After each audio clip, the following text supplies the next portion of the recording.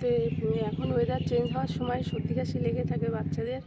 তা তোমরা এই যে তুলসী পাতার এই ফুল দেখো, এই যে ফুল, শুধু এই ফুলটা তুলে খাওয়াতে হবে, তাহলে বাচ্চাদের ঠান্ডা সর্দি কাশির থেকে মুক্তি হবে।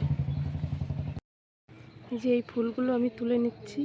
তুলসী পাতার রস মধু দিয়ে খেলেও কাশি সারে, কিন্তু এই ফুলেও খুব উপকার হয়। তোমরা অনেকেই জানে না এই তুলসী পাতার ফুলে এত গুণ, এত সুন্দর কাশি সেরে যায় এত তাড়াতাড়ি। এটা সকালে 4-5 দিন মতো খাওয়ালে কাশি থাকে না, সেরে যায়। আর আমি আমার বাচ্চাকে এটাই খাওয়াই। আমার বাচ্চা যদি কাশে, দেখো এই যে এটা চিবিয়ে খেয়ে নিতে হবে, কাশি থাকে না। আপনারা ট্রাই করে দেখবেন।